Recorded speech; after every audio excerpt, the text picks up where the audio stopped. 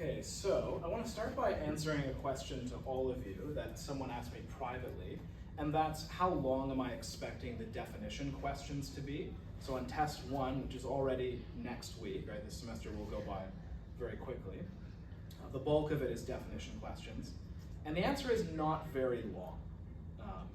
So the example I gave this student was, if it was falsifiability, able to be proven wrong by experiment would be fine.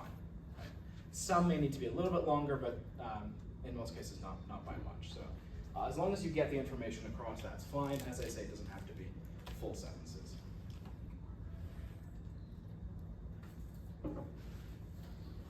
And speaking of terms, there were a few that I intended to talk about last time that I didn't, so I'll start by doing that. This is my first time teaching this course. In fact, it is the first time this course has been taught here.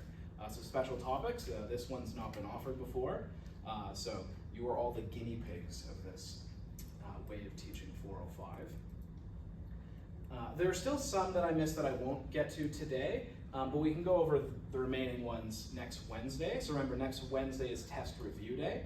I would recommend that all of you test yourself on all the key terms for philosophy of science before Wednesday.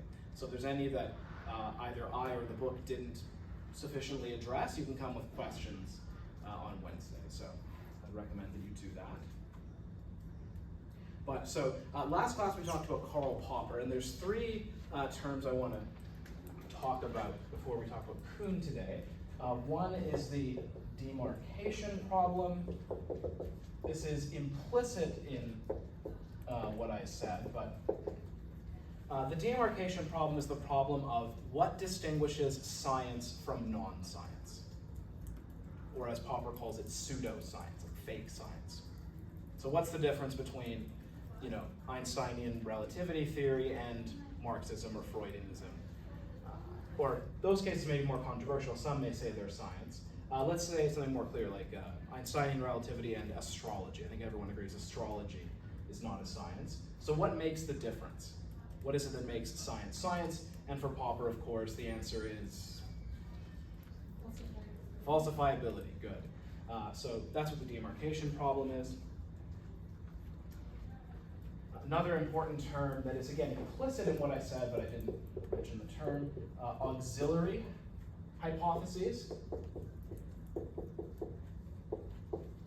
These are the background assumptions you have to assume in order for the hypothesis to entail a prediction, an observational prediction. So the naive version of Popperian theory testing is if H, then O. So this is the H that you actually care about, the hypothesis that you're trying to test. But as we saw both in chapter 2 and chapter 4, it's really if H1 and H2 and H3 ... And those are the auxiliary hypotheses. Yes? Is there a special term then for the central hypotheses? Maybe there is. I don't know if there is one. Not one that you need to know for the test. All you need to know is that these are called auxiliary hypotheses. It's a good question, though. And then the last one is really three terms.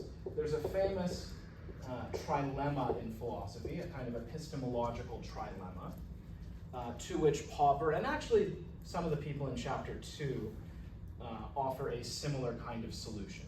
And the trilemma is between foundationalism, so tri meaning three, so it's like a dilemma, but three things. And all of them have their problems. That's why it's a trilemma, right? None of these seem to be very good options. Coherentism and infinitism. So these all relate to the problem of how we know, how do we address skepticism. So think about Descartes, right? He challenges how we can know anything, keeps asking how do you know over and over again. And his solution is foundationalism. So you keep asking how do you know that, how do you know that, and eventually what you arrive at is a foundation that you can know with certainty, and then you build your other knowledge claims on top of that. These are all like just spatial metaphors. You don't need to take them too seriously, but foundationalism is that solution. Coherentism, if you take these as like beliefs, says that the beliefs are all mutually supporting, and you know that your beliefs are true by the way they cohere together. As long as your beliefs are all consistent with each other, then you can have more confidence that they're true. So what you're looking for is consistency. And then infinitism says reasons go all the way down. You can just keep asking, how do you know that? There's an answer. How do you know that? There's an answer. And it sort of goes on forever. So it's like that old story about someone asking a guru, what is the world balanced on? And the guru says, a giant turtle. And you ask, what's the turtle on? And the guru replies, that turtle's on another turtle. And you keep asking, and eventually the guru throws his hands up and says, it's turtles all the way down. It goes on forever. So that's what infinitism says. And none of these are very attractive. So in the case of foundationalism, there's several problems, one of which is just it's not clear that you can know anything with certainty. At least that's a problem with Descartes' version. With coherentism, the problem seems to be, well, you could have a perfectly internally consistent set of views that are completely false. You could believe that Harry Potter, the novels of Harry Potter, are all true, and none of your beliefs would contradict each other, but they would be internally consistent. So that's a problem with that. And then infinitism, kind of hard to do anything with that if the reasons go on forever. That doesn't seem very actionable. And as we saw, Popper's solution is what I called a provisional foundationalism. There are some assumptions we take for granted, but they are not known with certainty. That's what distinguishes him from Descartes. They are provisional and therefore can be revised.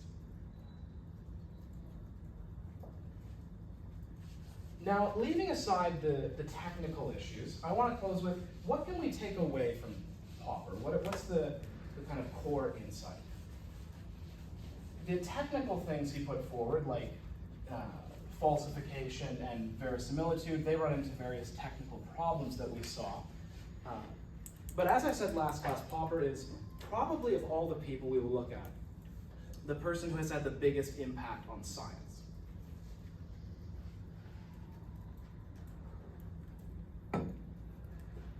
His impact is, I think, not in terms of the specific technical details he worked out, but a general attitude. The attitude being constantly try to prove yourself wrong. Subject your ideas to tests and be willing to give them up. Scientists don't always live up to this ideal, but it is an ideal that scientists will at least say that they hold to.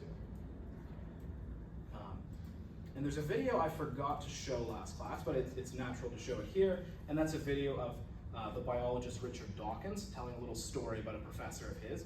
And I think this is a very good way to sum up the best parts of Popper. So if someone could get the lights, together. Okay. I do have one other video to show from the Popper chapter, but this one requires a little bit of explanation. And this will actually help lead us into the chapter on Kuhn. One term that I didn't mention on Friday, but I think I mentioned on Wednesday, is scientific realism.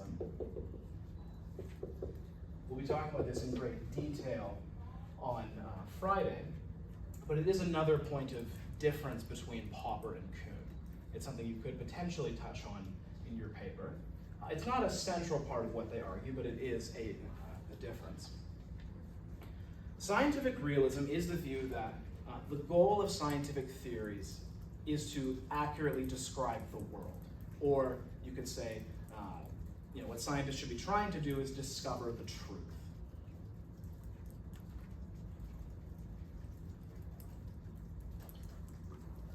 Whereas there are various types of scientific anti-realism, or we could call them instrumentalism, where science is a tool for making predictions, not an enterprise that should be aimed at discovering the truth. So Popper is a scientific realist. It's a little bit paradoxical because, as we saw, he doesn't think we can ever know that we've gotten at the truth, either probabilistically or with certainty, but he thinks that's an ideal that should guide us, discovering the truth. Whereas Kuhn does not think that, as we'll see in this chapter. And so to lead us off, though, I have one final video from the Popper section. And this is actually Popper himself talking. So he describes some of its review of what we saw last time, but he ends with a discussion of what science's relationship to the truth should be. So we'll watch that and then open up the Kuhn chapter. So that's part of a longer interview, which I have in the optional videos if you want to see more of Popper explaining his views. But for now, we'll move on to the chapter on Thomas Kuhn.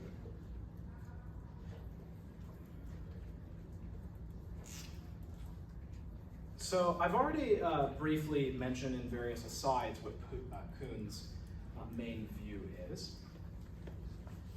What's the big word from Thomas Kuhn? What does he think science is guided by?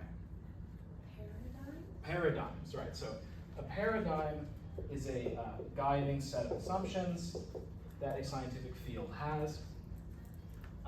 And when a paradigm runs into a sufficient number of problems, and we'll talk about what that looks like, then a science undergoes a revolution. So some common examples. For a long time, cosmology, astrophysics was guided by the Ptolemaic paradigm, where you have the Earth in the center and everything rotates around the Earth. And then we underwent the Copernican revolution, where we said, no, the sun is in the middle. Another one that's going to come up a lot is the revolution from Newtonian physics to Einsteinian physics. So in Newton's model, for example, gravity is an attractive force that operates at an instant and at a distance, whereas in Einstein's theory, gravity is about space-time being curved. It's a totally different way of thinking about the world. One interesting issue we'll have to talk about in this chapter, which the chapter starts off by briefly mentioning, is whether Kuhn's theory implies a kind of relativism. So relativism meaning the truth is relative to one's perspective. So for example, in ethics, which is not what we'll be talking about in this context, but moral or ethical relativism might say what's right or wrong morally is relative to the culture you're in. So something might be wrong in one culture, right in another culture, and there's no independent fact of the matter to say, no, this culture is right, that culture is wrong. It just depends which culture you're in. Now, I'm not saying if that's right or wrong, I'm just saying that's what relativism would imply in the context of ethics. And a certain reading of Kuhn could be taken to imply that truth is paradigm dependent. There's no such thing as a paradigm independent truth about the world. It depends what, the paradigm is like glasses through which you view the world, and what is in fact true depends on which glasses you're wearing. It may seem like a radical view, but we'll be seeing to what extent Kuhn endorses that. One thing that Kuhn definitely says, and the chapter starts off with this, is there is no clear set of rules for when it's time to undergo a revolution. So when you're moving from one paradigm to another, there's not a formula for, okay, now we have reached X number of anomalies or problems, and now the time has come to move on to the next paradigm. Paradigm shifts cannot be settled by logic and evidence alone.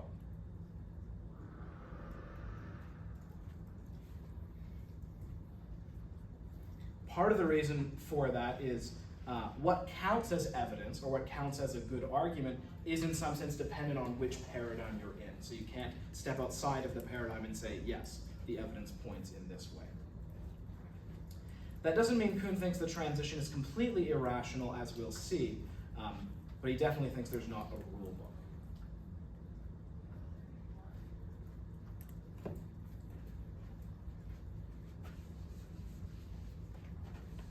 Now, unfortunately, Kuhn uses the term paradigm in two different senses. In a narrow sense and a broad sense. I'll just say up front, if I, and actually if Kuhn too, if they use the term, if me or him use the term paradigm without clarifying which sense we mean, you should assume we mean the broad sense. That's the way in which he usually uses it. But the narrow sense is a specific example of a scientific achievement that is a good example to follow, or an example that is at the core of how that discipline works. So let's take an example from psychology. Let's think about behaviorism as a theoretical perspective. The narrow sense might be something like Pavlov's dog studies or experiments. So those are, it doesn't make sense to say those experiments are a theory. What they are is they're like a really good example of conditioning research. It's like, you may hear the phrase like a paradigm case. It's paradigm in that sense. It's a paradigm case of how this kind of research should be done. It's how the rest of behaviorist research can be modeled after. It can be modeled on how Pavlov did these dog experiments. Or if it's Mendelian genetics, Mendel did those experiments with peas. That's a kind of paradigm, right, in this narrow sense. It's a good example of a genetics experiment that the rest of genetics can base itself on. A paradigm in the broad sense would be like behaviorism itself, the perspective that guided a lot of psychological research in the 20th century. So it would be like, the assumption that we should only study behavior, that humans are blank slates, and that the way in which the environment shapes us is through conditioning, right? Those kinds of assumptions that guided behaviorist research, that would be the paradigm in the broad sense. Does this distinction make sense? Thumbs up. Good. Helpfully, there's a term you can use for the narrow sense, which is exemplar.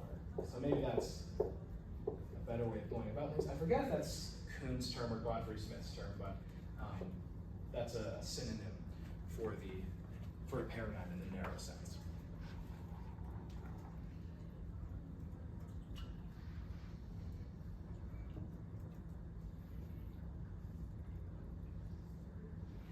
When a scientific field is guided by a paradigm, Kuhn would say what's happening is called normal science. And normal science means there's a pretty clear set of rules for how to do it. You get educated, you get taught the assumptions of the paradigm, which you're not supposed to question, and you go about doing what Kuhn calls puzzle solving. So you're not really trying to discover the ultimate nature of reality. The paradigm kind of tells you what kinds of questions you're supposed to ask and gives you a set of tools for answering them. And then if the paradigm starts to go through a problem, you'll go through a period of revolutionary science where there are not clear rules for what to do. And then once the revolution is kind of fully solidified, you return to a period of a new type of normal science. So like this could be like Newtonian science, revolution, and then Einsteinian science. This distinguishes Kuhn from Popper. Popper thought that science should be characterized by a permanent openness and a critical attitude. Permanent openness, meaning you should always be open to anything, willing to accept any new view, and critical attitude, meaning you're always trying to prove things wrong, even potentially core assumptions in a scientific field. And Kuhn rejects this. Kuhn says that's A, not how science actually works. So that's the descriptive part. And B, and this is, some people don't notice this or don't like this part, but he also says it's not how science should work. Kuhn also is making a normative point. Kuhn thinks that if science actually worked like this, it would fall apart. It would not be feasible if scientists were constantly questioning everything.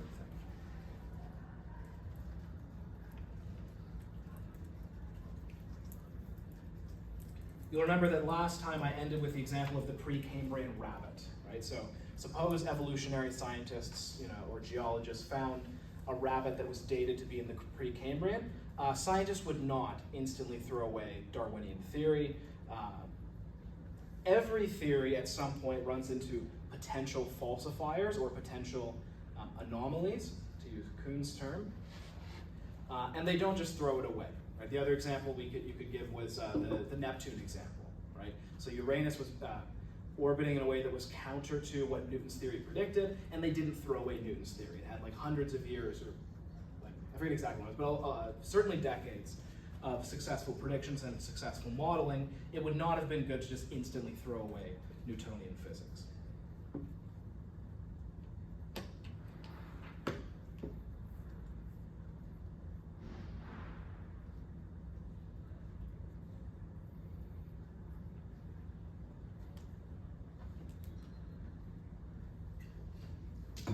And what this means, one benefit of this, is that it allows for there to be a kind of division of labor in science. You don't have to work from the ground up. You can take the paradigm as a background assumption and then just do your little puzzle solving, which in a way is kind of easier. You know what the problems are, you know what you're supposed to do. So not every scientist has to be an Isaac Newton. They can just work within the paradigm and see what follows from it. And not be constantly wondering, is this really true? Should I see if it's falsified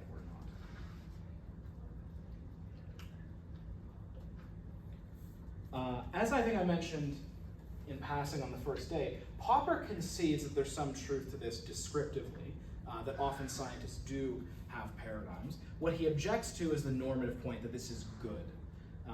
And in particular, he doesn't like the fact that, as we'll see later, Kuhn thinks that this process is not, strictly speaking, rational.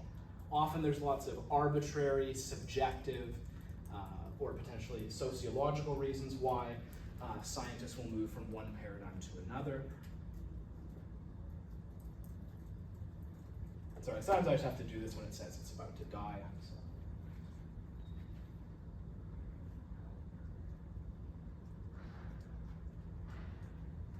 But yes, okay, so that we'll talk more about that later.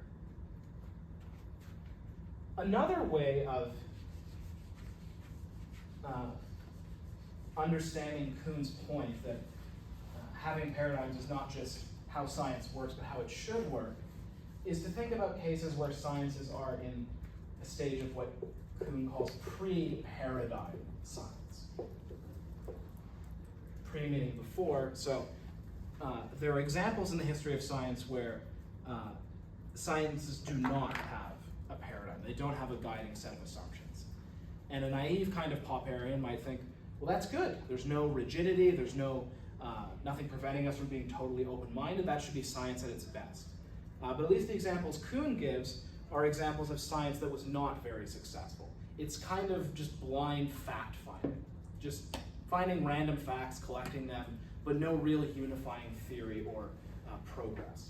So one example is biology before Darwin. Kuhn thought that was pre-paradigm science. There was some attempt at classifying things or discovering patterns, but not a unifying approach that allowed for theoretical progress. One interesting question is psychology in a state like this? Because certainly in the middle of the 20th century we had a paradigm, which was the behaviorist paradigm. But now, is there one unifying paradigm in psychology? Maybe the cognitive one, but even that's pretty contentious. So if you were in a critical mood, you might say psychology is in something like this now, where there's not one unifying paradigm. Sorry, I have a question about Yeah, that. for sure.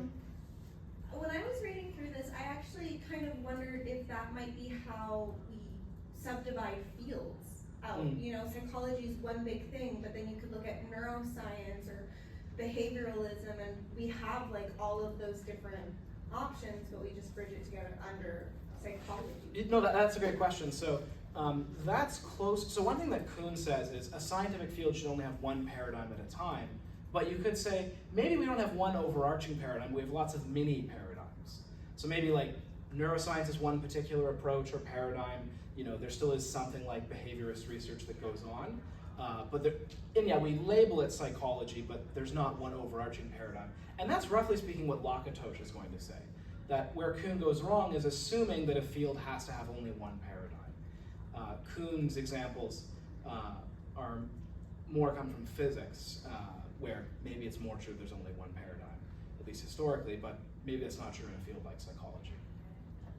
Or God, yeah. Yes, but also I think there could be an issue of us in categorization. We're categorizing a bunch of fields that maybe could be considered separate in the way that we consider chemistry and physics separate, even though they kind of really rely on similar base assumptions. Yes.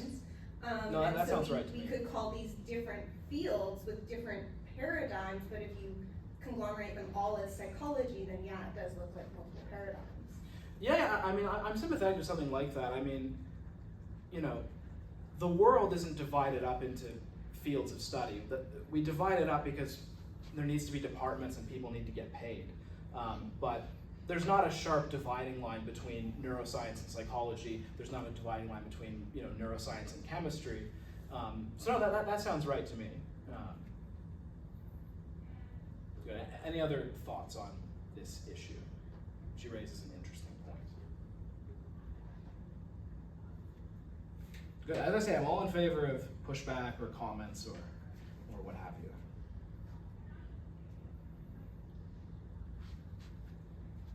Yeah, so the book goes through a number of examples of paradigms. I already talked about the Newtonian and Einsteinian paradigms. And look, obviously I'm not going to test you on the details there. I mean, you need to know math to understand how they work, but it's an example of one paradigm that went through revolution and then turned into a different paradigm. It actually directly talks about the behaviorist paradigm, which has, you know, a set of guiding assumptions, which I mentioned in passing, right? Like we're blank slates. We should only study behavior, not internal mental processes, and that the way in which the environment shapes us is through conditioning. But I take it you're all familiar with that already. And as I said in answer to, I forgot your name, but to Rose's point, Kuhn says that a field should only have one paradigm at a time, but that's potentially wrong, something that you could object to Kuhn on. I think I've already certainly implicitly said this. Kuhn thinks that when a paradigm solidifies, there should be closing off of debate about the fundamentals. So that's very important. So if you're an evolutionary scientist, you're allowed to question maybe this particular hypotheses that people put forward, but you're not going to ask yourself, you know, is neo-Darwinian evolution true? Not typically, anyways.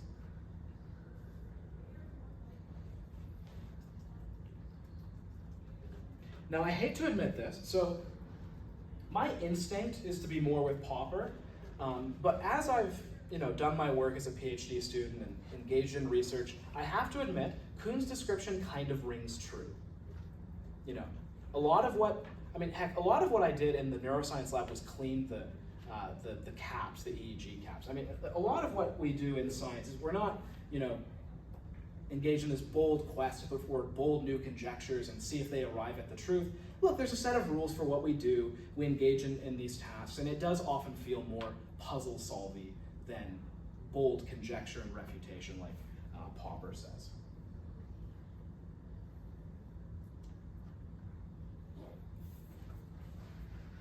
A term that Kuhn does not like from Popper is falsification or falsifier. In the book I have listed on E-Class, he explicitly goes after Popper on that point. He thinks that that's really a rather mythical way of thinking about how science works. the term he uses is anomalies. He thinks that what scientific paradigms run into is what you might call apparent falsifiers. So data that seems to go against the paradigm. But if the paradigm has been well established and it's got a lot going for it, these are treated as anomalies, meaning something to be solved. Yeah, it seems to go against the paradigm, maybe we'll figure it out later. Maybe that guy just made up his data, maybe he did the study wrong. We're not going to worry too much about it. And that may seem irrational, but I have a video of an example of this. So in the case of Einsteinian physics, one fundamental principle is the speed of light is the speed limit of the universe. Nothing goes faster than the speed of light. I don't know if any of you remember this, but there was a time in the mid-2000s where I think it was CERN, the particle accelerator in Europe, found neutrinos apparently going faster than the speed of light, which wrecks Einsteinian physics. None of it works if that's true. And physicists did not throw away Einstein's theory. They assumed someone did the measurement incorrectly or something like that. And to explain this, I have a video of the show Kuhn, talking about the apparent discovery of faster than light neutrinos. So you can see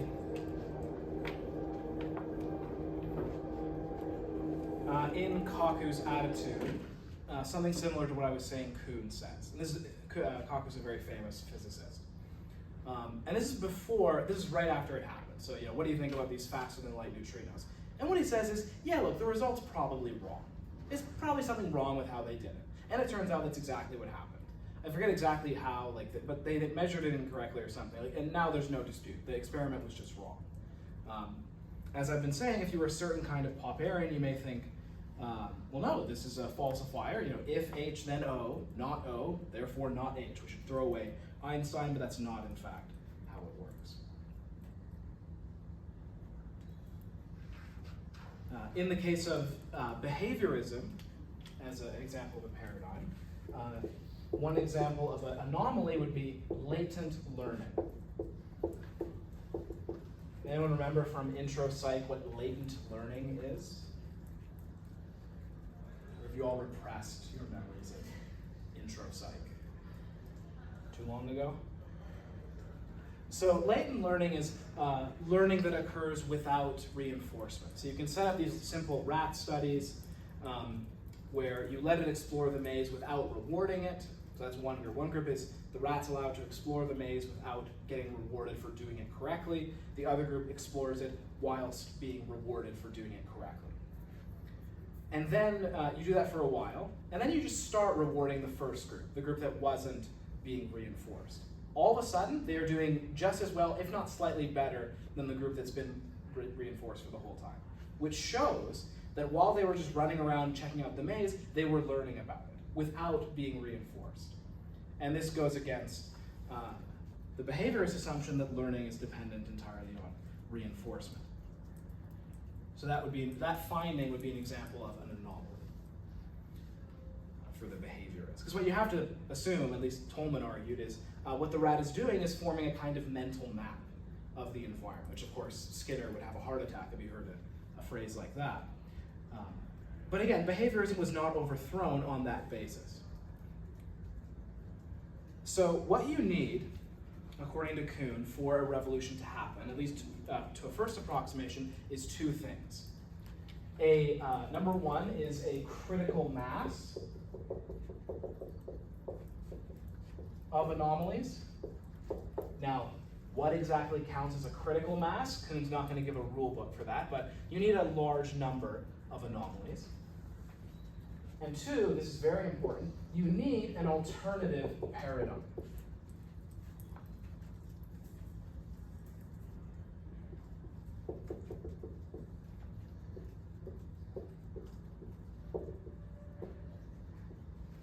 And the alternative paradigm should be able to do two things. It should be able to explain why the earlier paradigm was successful and explain the anomalies. That's at least the ideal case.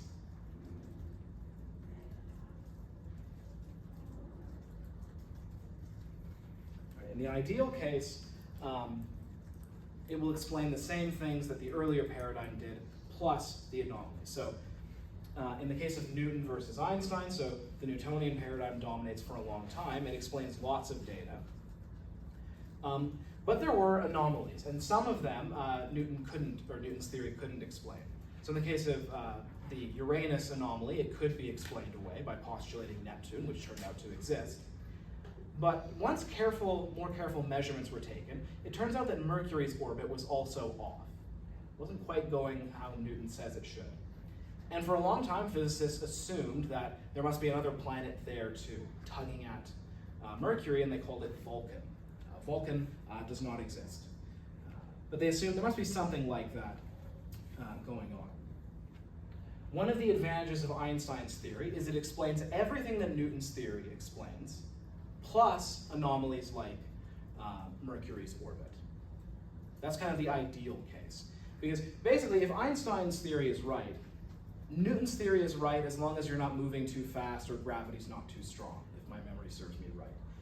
Newton's theory emerges as an approximation of Einstein's in certain domains of applicability.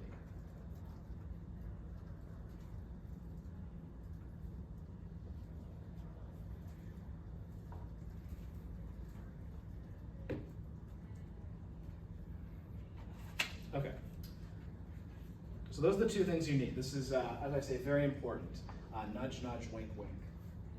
So, for another example of an anomaly and how it eventually helped lead to a paradigm shift, I have a video of Neil deGrasse Tyson. So we'll watch that and then go to the next section.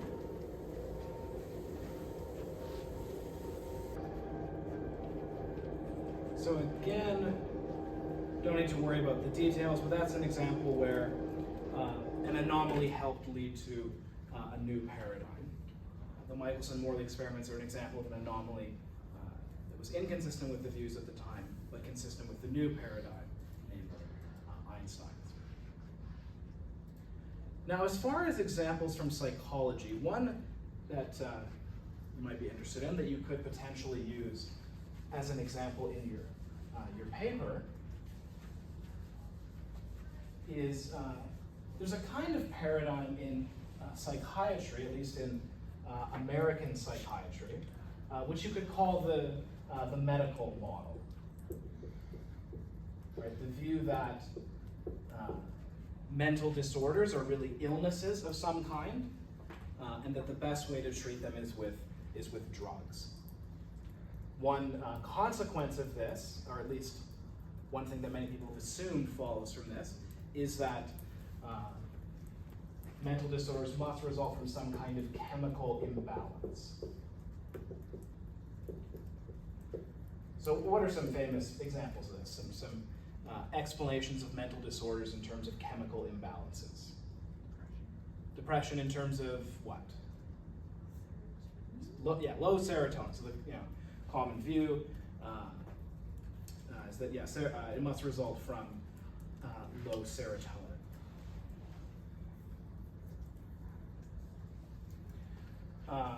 One critic of this, who I believe is dead now, is Thomas Szasz. So he's a kind of rebel against the paradigm, who argues that he wrote a famous book called The Myth of Mental Illness, very controversial book, arguing that, look, things like depression and so on exist, but it's wrong to think of them as mental illnesses. That's an assumption of the paradigm that we should get rid of. I'm not commenting on what I think about that. I think it's maybe more plausible for some things. I mean, in the case of depression, there's now quite conclusive evidence that the serotonin theory is not correct. There was a recent very large meta-analysis looking at lots of studies. There's various indirect proxies you can use to measure serotonin, and when you combine all the studies, none of them find a statistically significant difference between depressed people and non-depressed people in serotonin levels. In cases like schizophrenia, maybe this Szasz's view is less plausible. I just use this as an example of someone challenging a paradigm. So maybe there'll be a revolution, who knows?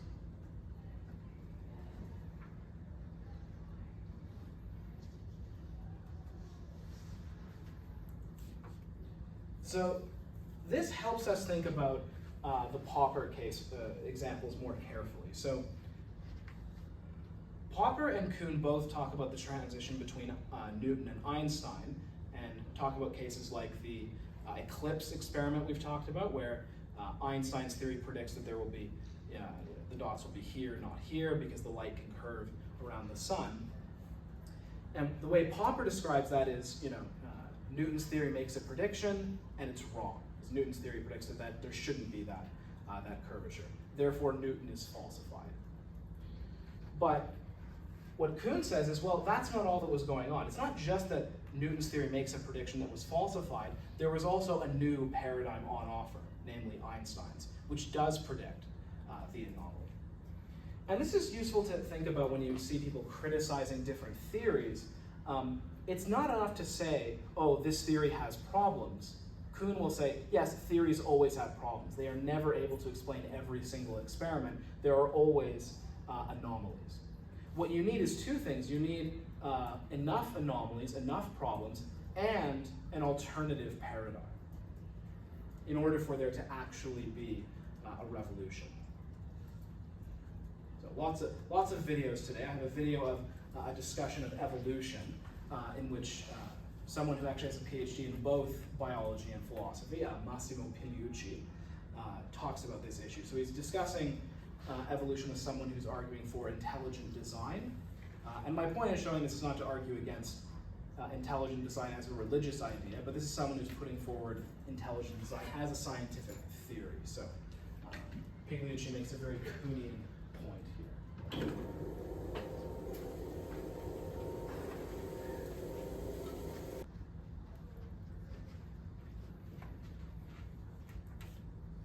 Okay, now what about these paradigm shifts or revolutions? What does Kuhn say about them? One thing he's quite clear on is, even though evidence and data will play into a revolution or a move from one paradigm to another, there's no rule book. And he uses a number of analogies. He says that moving from one paradigm to another is somewhat like, he uses three different analogies, a religious conversion, where you may have done some studying, you may have done some work, but it's not as though data and evidence alone determine your move from one to another. Another analogy is a political revolution, where you move from one political system to another. And one way in which that analogy is helpful is, when you're in one particular political regime, it's very clear what counts as legal or illegal. When you're undergoing a revolution, it's not so clear. If there's a coup, if one government is overthrown and a new one is being put in place, during that intermediate period, it's not so clear what's legal or illegal. And in the case of a scientific revolution, during the revolutionary period, it's not clear what the standards are, what counts as good evidence or bad evidence. Because according to Kuhn, what counts as good or bad evidence is in part determined by the paradigm.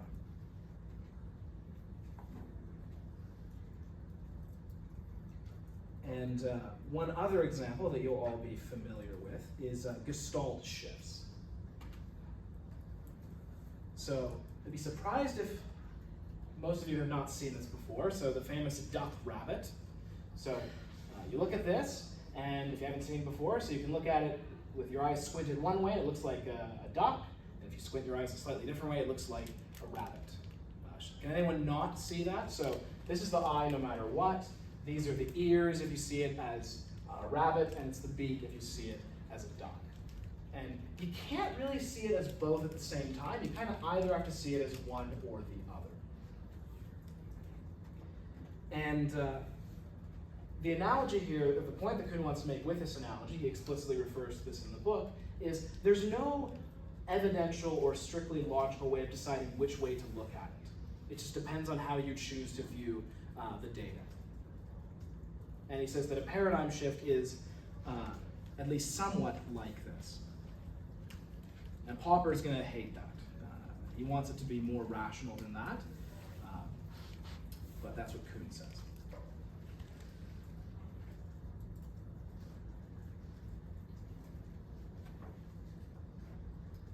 However, Kuhn is not saying that it's completely irrational.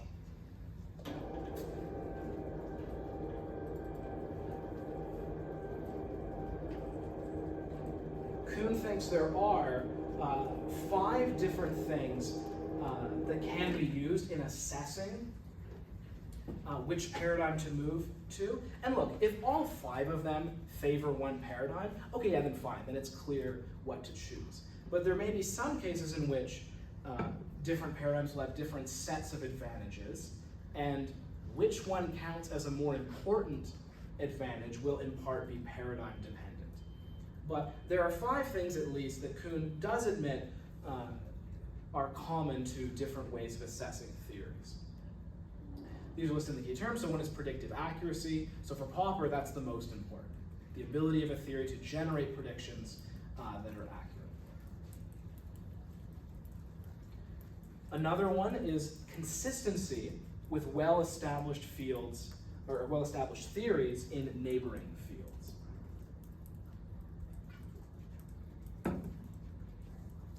So take psychology. It's very important that our theories be consistent with theories in biology. Biology is a kind of more, hopefully none of you are triggered by this, more well-established science than psychology. And if you put forward a theory in psychology, it better be consistent with biology. So one example, there was a theory in psychology that was popular for a while. It's one of the theories that's been most hard hit by the replication crisis, and that's ego depletion. And the idea here was that self-control is a limited resource, and when you use it, you run out of energy to use it in the future. So there are these cute little experiments where you have to use self-control in a given task, and then the experimenter leaves cookies around, and the question is, do the people in the difficult self-control task, are they more likely to eat the cookies because their self-control ran out? One objection to this theory was that, they were pressed on what's the mechanism here? How is it that self-control is this resource that can run out? And what many of them said was something like, I think they said like blood sugar or something. Blood sugar runs out. And neuroscientists thought that was ridiculous, and based on what they said about how the brain works, it's not the case that these self-control tasks could deplete blood sugar. And that would count strongly against a theory like that. If your theory is inconsistent with well-established theories in neighboring fields, that counts very strongly against it. Relatedly, a theory is good if it can unify disparate phenomena. So if a theory can unite different fields, that's good. So the example of Newtonian gravity, it showed that you can use the same law to explain why objects fall to the ground on Earth, and you can use that same law to explain why objects orbit around the sun. So the ability to unify things is good. Empirical fruitfulness. So if a theory is part of a research program that's getting stuff done, it's leading to new discoveries and new ideas, that's good if the idea is fruitful in that way. And the last one, which I believe is the only one that the book doesn't mention, but Kuhn does endorse it as a criterion, is simplicity. All else being equal, the simpler theory wins. We will see this a lot in the philosophy of mind section. This is sometimes called Occam's razor, which says, do not multiply entities beyond necessity, which is a fancy way of saying as simple as possible. If there's 2 theories and they both explain the same data, but one makes fewer assumptions, you go with the simpler one.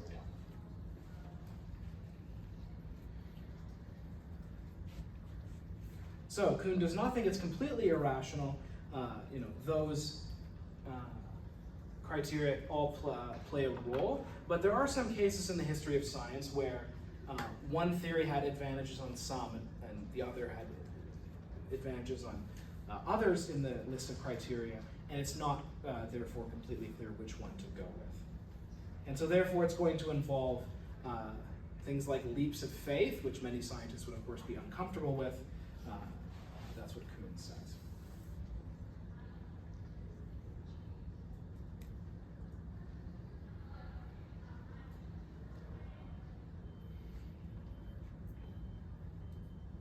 Okay, I have another video. This one I think I'll just, so the video links are all available in like the link I have on eClass, but just as an example of anomalies building up. Actually, we're just about to, actually, I'll go ahead and show this. I'll show this video and then we'll take a break after that. This is a video of Chomsky describing the transition from behaviorism to the cognitive perspective and how the anomalies accumulated. It might be useful for the paper if you want to use a psych example. So I'll get the lights. This will be the last thing before the break. All right, let's get started again. So that Chomsky video had a number of good examples that illustrate some of the points that Kuhn makes. One is he talks about how when you look at the old behaviorist experiments, they would stop them whenever they went haywire. So you can think of that as an example of suppressing anomalies. Another one that he says towards the end, this is I think really interesting, is that effects which under the behaviorist paradigm are thought of as conditioning, in the cognitive paradigm they are thought of as information transfer. So he says there's, standard view now, he doesn't use the term cognitive paradigm, but that's what he's working from, is that what's actually going on when you do this conditioning is you're teaching the animal something. You can't verbally tell them, so you're passing on the information in this kind of goofy way. This is a good illustration of something we saw last time with Popper, but something that is perhaps more emphasized with Kuhn, which is the theory-ladenness of observation.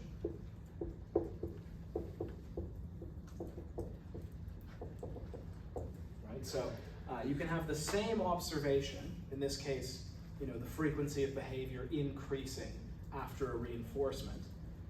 In the behaviorist picture, that's going to be conditioning is going on. In the cognitive perspective, it's information transfer. This is going to come up again when we talk about the scientific realism chapter.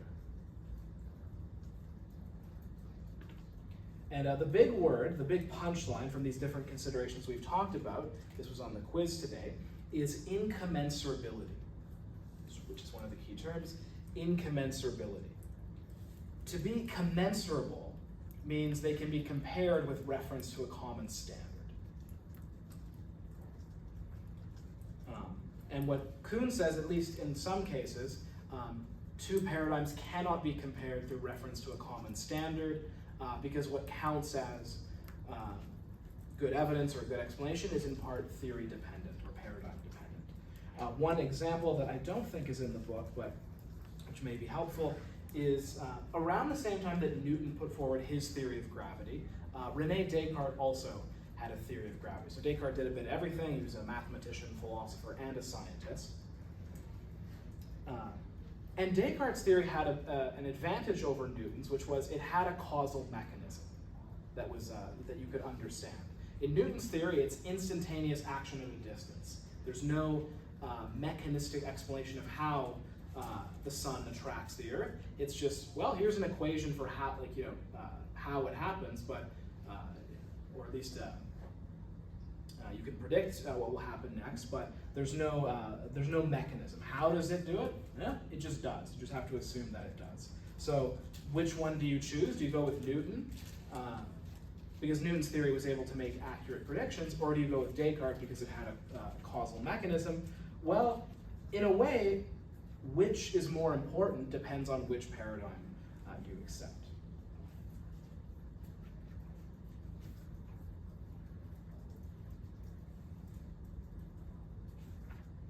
So, we'll now talk about what I said we would at the beginning, which is, does this make Kuhn a relativist? And there's at least one sense in which he is, and that is that Kuhn rejects what's called the correspondence theory of truth. So there are different accounts in philosophy of what it means for a sentence to be true. Probably the standard one is this one, where to say that a sentence is true is to say that it corresponds to the way the world is. This is kind of the common sense notion. It's just a way of saying, the world is a certain way. Like whether or not we have any beliefs about it, the world is the way it is. And our sentences are true if they accurately describe the way the world is, or correspond to the way the world is. And Kuhn does not think scientific theories are true or should aim at being true in that sense. Popper, by contrast, does endorse this, as we saw at the beginning of class. So in that sense, Kuhn is a relativist. It's not the case that Einstein's theory is more true than Newton's, or a closer approximation to the truth, or that it has more of what Popper calls verisimilitude. None of that. Kuhn rejects that. He does, however, think that there's a sense in which theories get better, not that they're getting closer to the truth, but they're better at problem solving. They have those various features that we talked about. So they may make better predictions, they may be more fruitful, they may enable us to do more puzzle solving, but they are not improving in the sense of getting closer to the true or the final paradigm. And that's something you could potentially debate. That's kind of an interesting idea. But then Kuhn takes this rather off the rails. This is, according to Godfrey Smith, who's the author of the textbook, this is Kuhn's worst material. This is the so-called X-rated chapter X, meaning chapter 10. So that is in the book I have on E-Class. It's worth reading if you want to contrast Popper and Kuhn's views of truth. So Kuhn says here that it's not the case, just the case that when you shift paradigms, your view of the world changes, but the world changes. There are quotes that are very difficult to interpret any other way. So a quote from the book. I don't know how to say this guy's name. Lavoisier. If you know how to say this guy's name, any physics or chem people? I'll say Lavoisier. So as a result of discovering oxygen, Lavoisier saw nature differently. Okay, so far that makes sense. In the absence of some recourse to a hypothetical fixed nature that he saw differently, the principle of economy will urge us to say that after he discovered oxygen, Lavoisier worked in a different world. So that seems rather crazy. All I have to say about this is another video of Dan Dennett, who will be one of the main characters in the philosophy of mind section. I think Dennett would classify this as what he calls a deepity. This is a nice word that Dennett made up as an example of, or as a term to classify a certain kind of bad reasoning. It's a great word to use.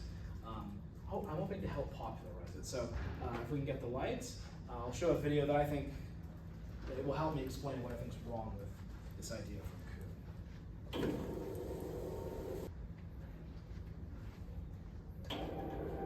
So as I say, that's pretty much what I think about Kuhn's assertion that following a paradigm shift, we live in a different world.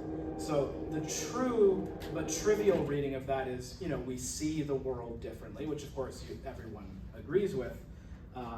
The false but profound reading is, literally the world is different, which seems obviously false, but would be profound if true.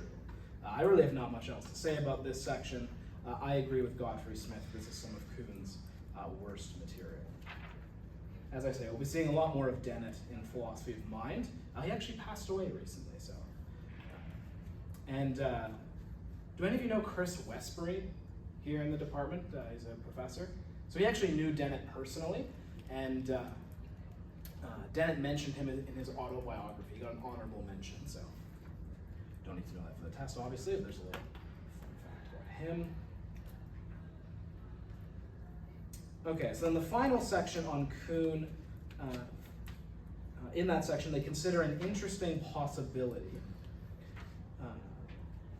which is, it makes a distinction between how individual scientists think and how the process as a whole unfolds. And the idea is that it could be the case that even though individual scientists are dogmatic and kind of committed to the paradigm, in the process of arguing with each other and trying to prove things right. Science as an overall process can be rational and can be open to falsifying evidence. This is the analogy that they draw is to Adam Smith's idea of how economics works. So individuals are rational and selfish. They're not trying to help others, but in the right kind of economic system, individual selfishness benefits everyone. And we don't have to debate whether that's true or not. I'm not necessarily defending Adam Smith on this, but this is an analogy that the book mentions. And then one final analogy that may help you contrast this with Popper is a certain view of how evolution works. This is relevant to the Pigliucci video. So in evolutionary biology, the standard view, which was certainly Darwin's view, is gradualism.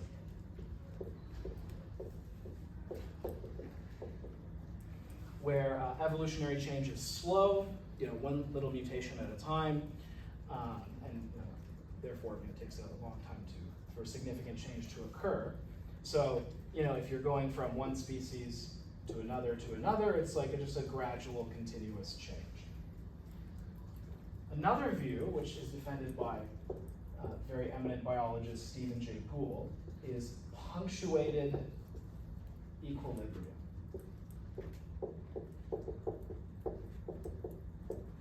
Where, so punctuated meaning sudden change and equilibrium meaning no change. So according to this, evolution happens more like this. There are sudden periods of very rapid change due to maybe a change in the environment or the emergence of a new body plan that leads to more competition or who knows what, some kind of impetus for sudden and very rapid improvement, and then a period of stasis or relative lack of change. Gould had no religious motivations for this. This is just something he argued for. And the analogy between Popper and Kuhn should be somewhat obvious, right? So Popper, and it's funny because both views have been likened to evolution. And it's interesting that even in evolution there's this debate. So Popper's view is more like this, where change is continuous, you're always willing to prove ideas wrong and put forward new ones. Whereas Kuhn's view is more like this, where there's a period of just kind of puzzle solving, you're not changing anything very significantly, and then periods of revolution. David? Yes? Would you say Descartes maybe also was a punctuated equilibriumist? I'm not sure. In what sense? Nothing comes to my mind. Well, he threw out everything and started again from zero on his beliefs. Oh, I see. And then, yep. if he ran into contaminating ill truth, it kind of made it seem like he would have done it again. Right. Yeah, maybe. Yeah. So that's an interesting idea. The only reason I'm hesitant is neither Kuhn nor Popper think you should do that when it comes to epistemology. You can't throw everything out and start from scratch. But I see what you mean, because when he thinks he has a false belief, he does throw everything out and start over. Yeah, I could see a possible analogy there. I'd have to give more thought to that, but interesting idea. Although, so strictly speaking, though, punctuated equilibrium is a theory about how evolution works. I'm just pointing to a possible source of analogy between how that works and how Kuhn thinks science works. It's interesting how people's views often kind of hang together in nice ways, because there's also an analogy with politics. So Popper, when it came to political change, was a gradualist. He believed that it should be done in a piecemeal fashion, whereas Stephen Jay Gould, who put forward the idea of punctuated equilibrium, was a Marxist, where of course revolution and sudden changes is very important. Okay, so that's the end of the Kuhn chapter. So now we have to move on to the post-Kuhn chapter, chapter 6, where it talks about various people who tried to modify or amend, and in some regards criticize Kuhn's views. But before that, I want to make one final point, which is another argument against using Kuhn for sort of relativistic or radical conclusions. This comes from a nice book written by Alan Sokal. You don't need to know his name. He was a physicist who really hated French postmodern philosophy of science. Some of that comes up in this book. We won't be talking about that chapter, but a lot of that work was inspired by Kuhn. Probably Kuhn himself would not have loved it. In fact, I believe there's a quote in the book where he says, I agree more with my critics than my defenders. He didn't like a lot of the purpose to which his work was put. But there's a certain way of using Kuhn where you start with his idea of paradigms and paradigm shifts, and you use that as a basis to undermine our confidence in theories in science. So you say, we have no reason to believe, evolution is true, or quantum physics is true, because we've seen in the past that paradigms change, so we shouldn't have any confidence in this. And Sokal's argument against making that move is Kuhn's theory itself is a theory like any other. It's based on evidence. You have to put forward evidence for it.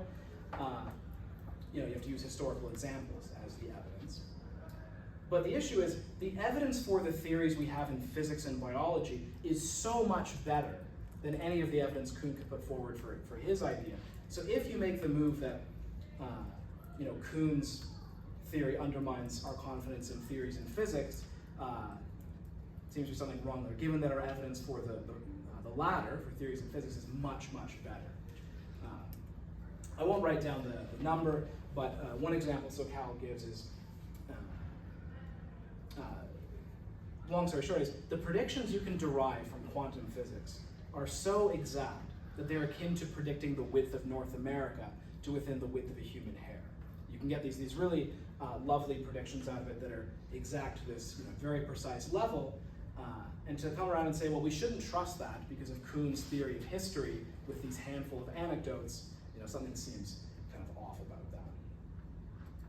Now, having said that, Kuhn's account of the history of science obviously has a lot going for it. We've seen lots of cases that make sense in light of Kuhn's theory. I'm only arguing, and Sokal is only arguing, we shouldn't use that to draw these kind of radical conclusions, wherein we shouldn't trust physics, something like that. But okay, let's move on to chapter 6. Although, any questions before we do so? Any questions on Kuhn before we move on? Okay.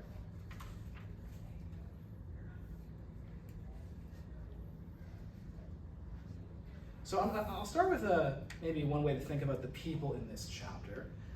This is a little bit simplistic, but you could imagine the characters we've seen being on a spectrum. And the spectrum, I'm going to say, is essentially how much do they emphasize sticking close to the facts and being kind of logically rigorous. So on one extreme, you could put the positivists. Right? Where the positivists, that's as strict as you can get. Just stick to the cold, hard facts and what you can kind of logically deduce from them. We saw various reasons why that couldn't work. But as far as being strict and logically precise, that's as strict as you can get. Arguably, the next one over would be Popper. So Popper's pretty strict. He thinks that science should be a deductive process.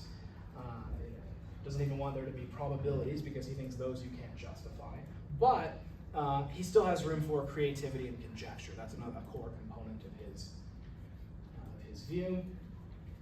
Kuhn might be over here, right? Where Kuhn says, look, scientific change is somewhat irrational. It's somewhat idiosyncratic, kind of like a religious conversion, maybe even like a leap of faith when you move to a new paradigm, and that certain things should be, once you're in a paradigm, they should be protected from criticism. So all this would make the positivists and Popper very uncomfortable. The characters in chapter 6, like Lakatos and Loudon, you can think of as being somewhat in the middle. Lakatos actually quite explicitly wanted to integrate Popper and Kuhn. Lakatos was a student of Popper's, but he thought, no, Kuhn's really got some good points here, but I want to preserve the sense in which science is rational. I don't want it to be like a religious conversion. I really don't like that. And then the final character in chapter 6, who we probably will have to save for Friday, is Fire Robin, who's over here. Fire Robin is sometimes called the wild man or the madman of philosophy of science. And his idea is, look, anything goes, as the heading says. So he says there's no rhyme or reason to the scientific method. It's just a bunch of people making stuff up, doing their best to kind of be creative and invent new theories. Fire Robin was also a student of Popper's, and went kind of as far as you can go in this direction of not being constrained by logic or evidence.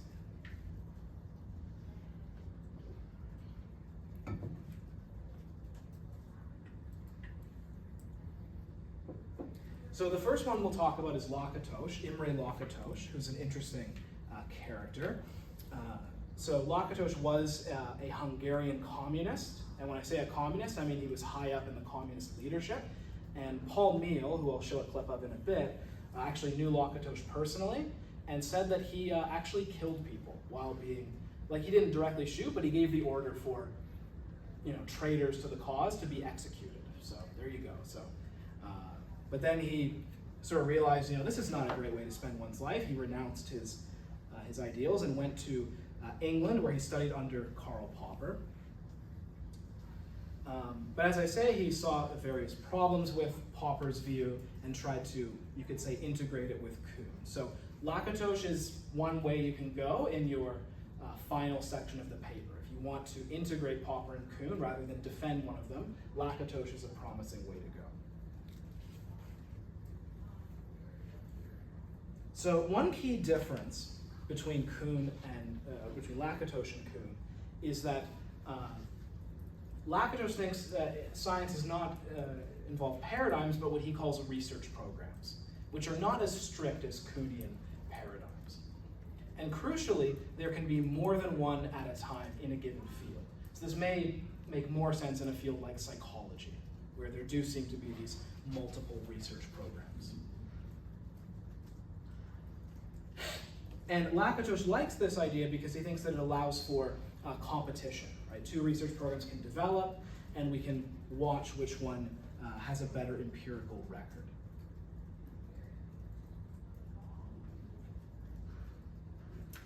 However, so like Popper, he wants theory change to be rational, right? To be guided by reason. However, he agrees with Kuhn that people often try to protect paradigms, or what he calls research programs, against falsification.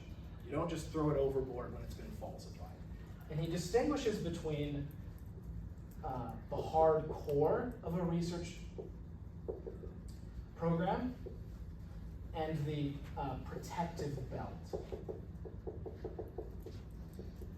This is not a sharp line, but this is somewhat similar actually to Quine's idea from chapter 2, that the ideas on the outside you're more willing to give up or modify, but the hard core you don't want to give up.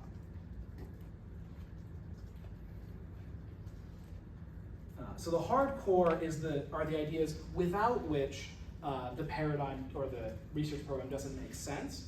And to help you to see why it's important to make this distinction, I have a video from Paul Meehl, who's he knew Lakatos personally. So if we can get the lights, I'll show you that for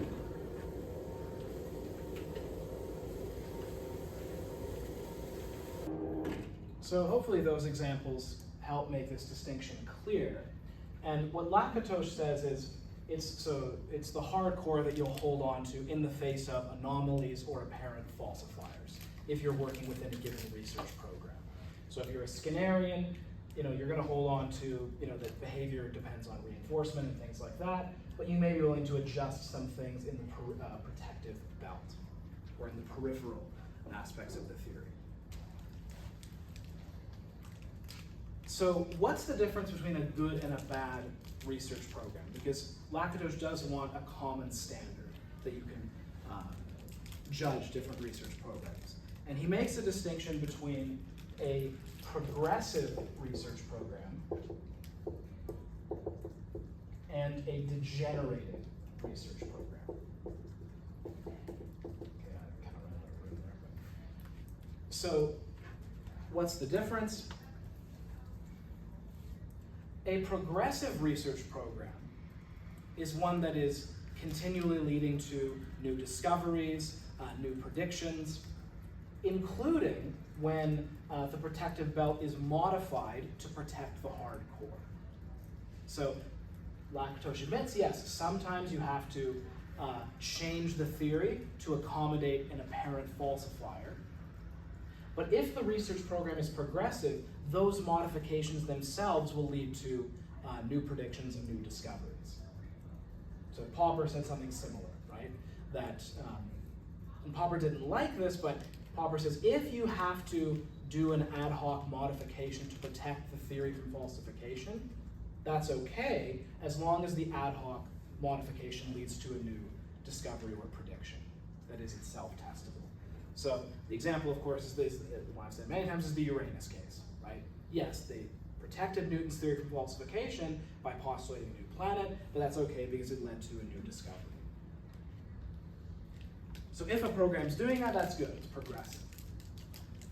A degenerating research program is basically continually changing things in the protective belt just to protect itself from falsification, but it doesn't lead to new discoveries or, doesn't lead to applying the research program to new cases. It's just constantly changing to save itself from being falsified.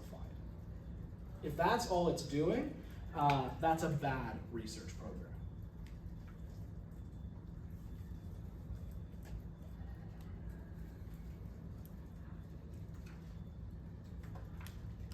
So one example, sorry to pick on this again, but attempts to engage in creationist science would be an example of a degenerating research program. There are scientists who try to work out a creationist theory of the world that's opposed to evolution, but it's not leading to new discoveries or new predictions. Basically what it does is it just comes up with clever ways to avoid being proven wrong by the dating methods, etc., like in the case of young Earth creationism. So if that's all you're doing, just coming up with cleverer and cleverer ways to avoid being proven wrong, Lakatos would say that's a degenerating program. Now this came up on the quiz today. You might wonder, what does Lakatos think we should do with these? And he does not think you should automatically give up. He says, in the history of science, sometimes research programs that looked like they were degenerating, or even really were degenerating, wound up winning the day. What he says is, going with the degenerating program is a riskier bet. Right? It may turn out to be worth it, it may pay off in the end, you may be the hero who saves the degenerating research program, but it's less likely to turn out that way. So you're kind of taking a risky bet if you keep operating from within the degenerating program. There is no, so like Kuhn, Lakatos says there's no rule for when it's time to give up on a research program. It's kind of a judgment call. So Feyerabend will hammer Lakatos on this point and say, well, if there's no rule, Feyerabend will conclude that anything goes. So we may have to wait till next class for that, but that's where Feyerabend will pick up on this.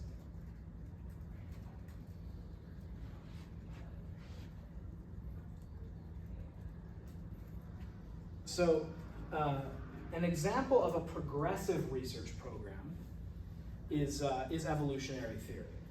Throughout the history of evolution, there have been cases of anomalies or things that seem to be problematic, but modifications to the theory led to new discoveries. I have a video showing an example of this.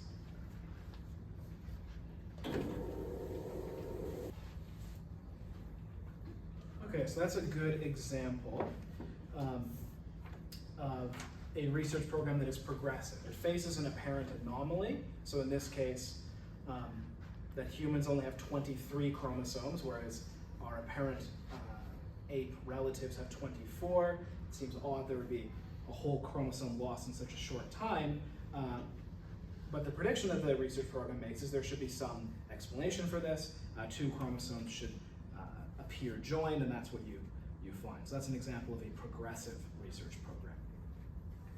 One case that's more contentious that you could talk about in your paper is evolutionary psychology.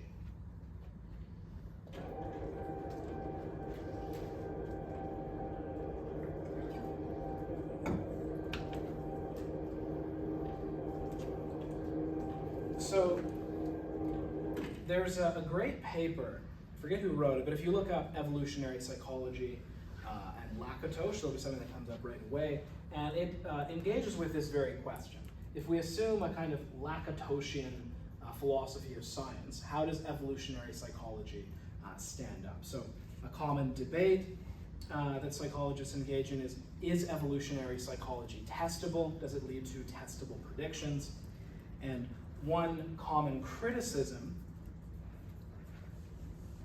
is that evolutionary psychology theories are just so stories, which is basically a fancy way of saying they're not testable. You tell a story like, this trait evolved for this reason, but it's not something you can directly test.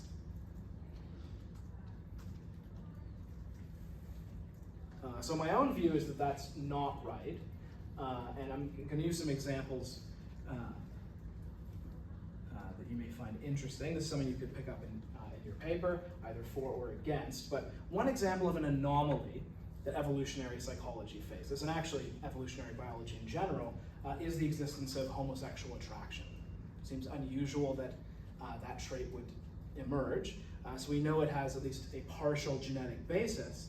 And you may ask, well, why would that trait continue to exist? Shouldn't natural selection select against it? Because they don't, it doesn't lead to having more children. So again, Lakatos is going to say, no research program is going to just instantly die as soon as there's an anomaly. They're going to try to adjust the protective belt or come up with some way of accommodating the apparent falsifiers. And there were some attempts to do this, which have led to some interesting discoveries. One of them is sometimes given a kind of funny name, which is the gay uncle theory. I think that's another name too, but that's one that's easier to remember. I won't test you on this, it's just an illustration. The idea is that genes which increase someone's likelihood of being gay also increase their likelihood of investing in nieces and nephews. So there's an idea in evolution called kin selection, which is that traits that help you or increase your chance of helping your relatives can get passed on. And the idea is, even if you don't pass on your own genes, so long as you increase your siblings' children's chances of surviving and reproducing, the trait can then get passed on. I'll talk about some of the evidence that relates to this in a second. Another idea, which we might call the female relatives idea. This one is specifically for male homosexuality. There's another theory for female homosexuality, but this is not an AppSci class, so I won't go in that much detail. But this idea is that it focuses on the X chromosome. So the X chromosome is twice as likely to wind up in the body of a female as it is to wind up in the body of a male. Right? Females have two X chromosomes. And it's theoretically possible that there could be genes which just increase your attraction to males. So when they land in the body of a female, they increase how much you spread your genes. But sometimes they'll land in the body of a male and increase your chance of being gay. In fact, there is such a gene, I think XQ28.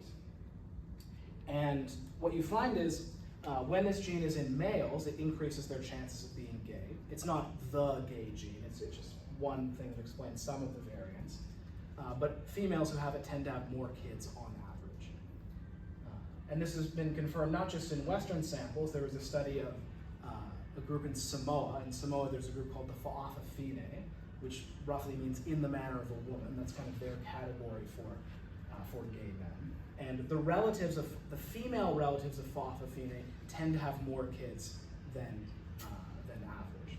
So my point is not to adjudicate this particular example, but you could use this as an example of a progressive research program. So evolutionary psychology is a research program, and it has some things that are sort of the core of the theory that they try to not change. You have an anomaly, homosexuality in this case. You try to modify it to accept it or put forward hypotheses that would explain how this anomaly comes to be. These are some examples of that. There's other examples I could give, but that's just to give you a flavor and to give you an example from psychology.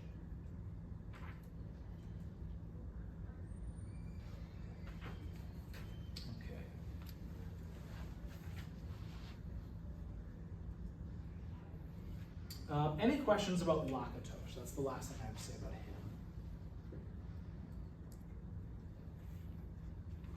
Okay, the next person, quite similar in many ways, is Larry Loudon. So he also wanted to kind of modify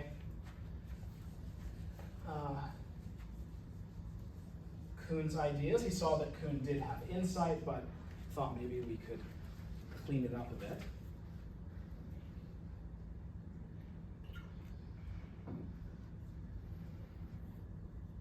So he used the term research tradition rather than research program. It's pretty similar to Lakatosh's idea. A couple of small differences. One difference is that he doesn't think it's always good for a research program / tradition to be progressing. Sometimes it's good for a program or tradition to retreat. So we'll say tradition, that's the term he uses. Sometimes it may turn out that a tradition has a lot going for it, but it explains less than the original people thought it did. So we should say, this tradition has a lot going for it, but it explains a more limited range of data than we thought it did. So sometimes a retreat is good for Loudon, which that's not so clear that's the case for Lakatosh's view.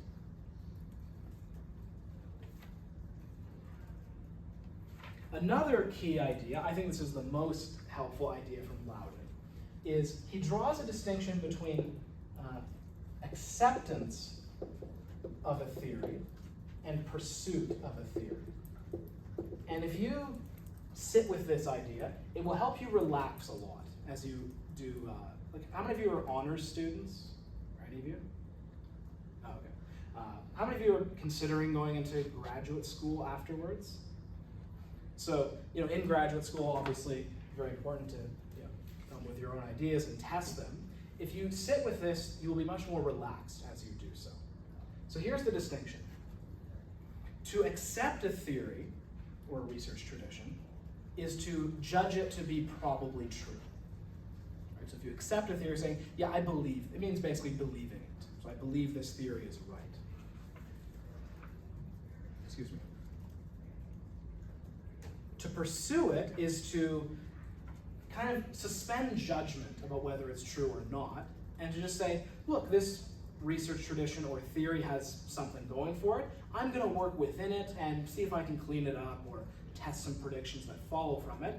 But you're going to remain silent on whether you think it's true. And as I say, that will help you relax because this is psychology. Are our theories true? It's kind of hard to know. I mean, it's even hard to know in physics, right? Like, Newton's theory had so much evidence going for it for so long. Turns out it's technically wrong. If that's true in physics, then it's definitely true in psychology. So it's good to not think, oh yes, am I discovering the final ultimate truth about the world? That's a good way to stress yourself out. A good way to think about what you do when you're a researcher is to say, look, there are these theories, there are these research traditions. Let me do some work to figure out what follows from these ideas and test them. And are they true or not? Well, God knows, and the future science of 1,000 years from now will know, but it's not my job to find the ultimate final truth. I could get, so in my own work, so I work in moral psychology, and the particular theory I work with is the dual process theory. This is a very influential theory in moral psychology. The idea is there's two different systems. You may have heard of this idea. So system 1, which is quick, intuitive thinking, and system 2, which is slow, reflective thinking. idea is we have kind of a first reaction, kind of intuition, which is system 1, and system 2 is when we pause and go, okay, is that right? And use more slow, careful, conscious thinking. I won't go into the details of how this applies to moral psychology, but this can be used to explain certain findings in moral psychology. And this is the kind of research tradition I work within. Now, is this right? Well, it's definitely an oversimplification, whatever it is. Whatever's going on in the brain, it's not as though there's like just two parts doing certain things. It does explain certain results if you think about it this way, but is it the final ultimate truth?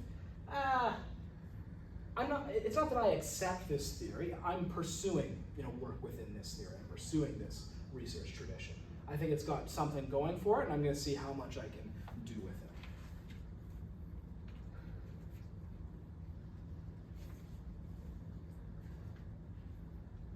So the section on Loudon is a bit shorter. Any questions on Loudon? Okay, so you now have all of the information that you need from the book for the paper, or that you could potentially use. So we've been through Popper, we've been through Kuhn, and we've been through the post-Kuhnians who you could potentially use. We still have to talk about Feyerabend, but I would not recommend him as a way to integrate Popper and Kuhn. He's sort of off in his own world. Lakatos and Loudon you could potentially use. So a reminder that the paper is due next Friday, so you have 9 days left. So if you've not started on the paper, I would strongly recommend that you do so. And I'll just mention a few different options. I've already kind of hinted at these, but so Lakatos is one way to integrate Popper and Kuhn. Another path you could take is to say that Kuhn is descriptively right, but normatively wrong. That's one option. So you may want to say, look, Kuhn accurately describes the way science works, but Popper's right that science shouldn't do that. And I should say, if you've gotten any sense of what my views are, that's not relevant.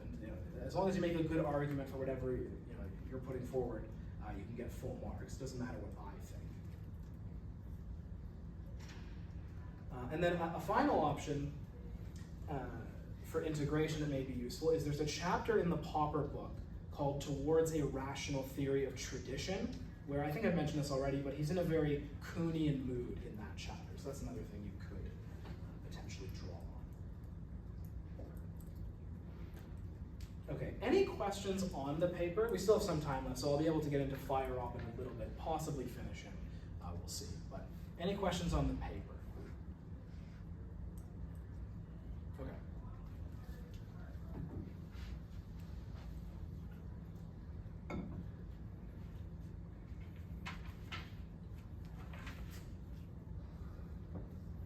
Okay, so remember that I drew out this kind of map of where all the characters are that we've talked about.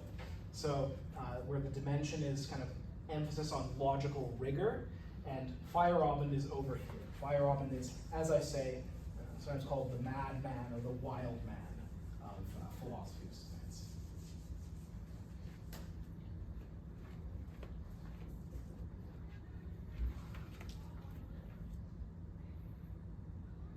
And one way to introduce him is what I said earlier, that the kind of chink in the armor for Lakatos is he admits there's no rule for when you're supposed to abandon a degenerating program.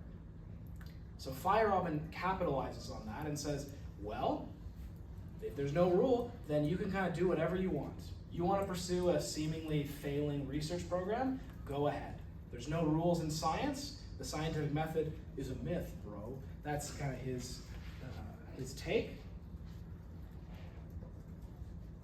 He's also very happy with Kuhn's conclusion that scientific paradigms are incommensurable.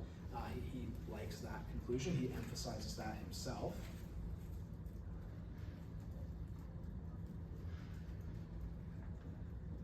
It's worth, so his famous book is Against Method. And I will say, the book mentions this, and there's a video I have to show where he also kind of admits this.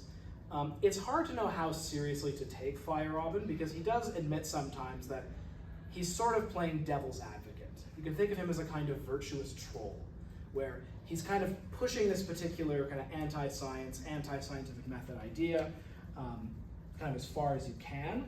It's useful to see him as continuous with the skeptics of ancient Greece, who said, you can't really know anything. But part of what he's doing is kind of playing devil's advocate, or seeing how far he can take the skeptic's idea. And one thing that motivates him, and I think this really does motivate him, this is not a devil's advocate point, is he doesn't want science, and it says this in the book, he doesn't want science to be like religion, where there are these strict rules for what you can think. So in that respect, he's very opposed to Kuhn. The Kuhnian idea that you should close off debate about fundamentals and strict rigidly to the paradigm, Feyerabend hates that idea. He says that science is at its best when it allows for open-ended creativity and crazy ideas.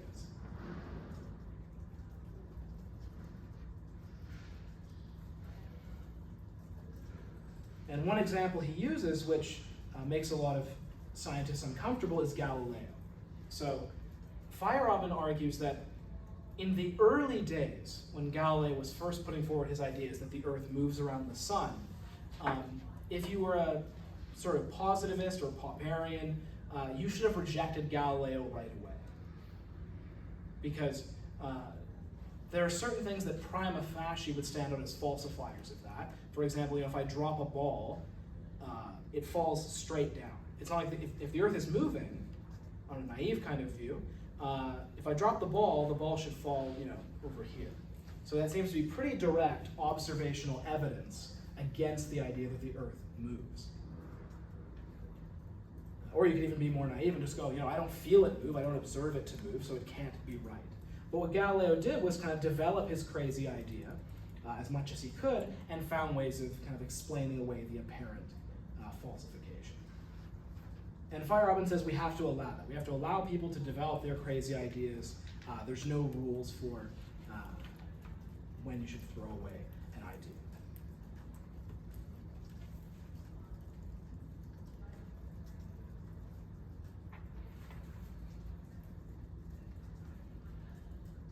David? Yeah. So then could we say that he's in alignment with the Popperian idea of always being open to Yes. being falsified? Yeah, definitely. So what Feyerabend shares in common with Popper is an emphasis on open-mindedness and creativity. He shares that. Where he parts ways is Popper thinks you should be strict when testing the theories and be trying to prove them wrong by deducing predictions and throwing away the theory if the predictions are falsified. He thinks, no, there's no way to formalize the scientific method into this simple deductive method. He thinks that's wrong. That's a good question. Okay, the chapter then concludes with just some general discussions of, paradigms and theoretical frameworks. One point that Godfrey Smith brings up from Carnap, who was one of the positivists. And he wouldn't have used the word paradigm, but I'll use that word in this context. So in this respect, Carnap, and you don't have to know his name in this context, but it's an interesting point that's similar to what we saw in Kuhn, is that changes within a paradigm are very different from changes between. Within a paradigm, you can speak of things being true or false, there being evidence for or against a theory, but Carnap provocatively says that transitions between a paradigm are not guided by evidence in any strict sense, but more pragmatic considerations. You step outside of the paradigms and go, are these useful ideas or not? It's not a strictly evidential process, which is pretty similar to what we saw in Kuhn. So I meant the concluding section has a few points like that. I won't dwell on them, they're not as important. Okay. Now, one thing that will help prepare you for what's going to come in the next chapter is I have a video of Paul Feyerabend. So it'll sum up some of the points we've made, but he's also going to talk about the idea of scientific realism, that the goal of science is to get at the truth. Like Kuhn, Feyerabend rejects scientific realism. He rejects it with more glee than Kuhn did. So we'll watch that, and that'll take us pretty much to the end. So if we get the lights, show that.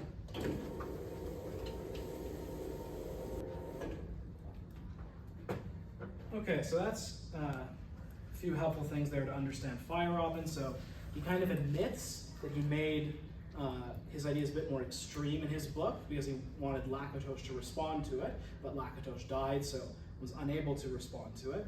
And he questions the idea that the goal of science is to arrive at the truth. And that's what we'll talk about on Friday, is the issue of scientific realism and Bayes' theorem, the one equation, which I promise is a beautiful equation. So are there any last questions on these chapters?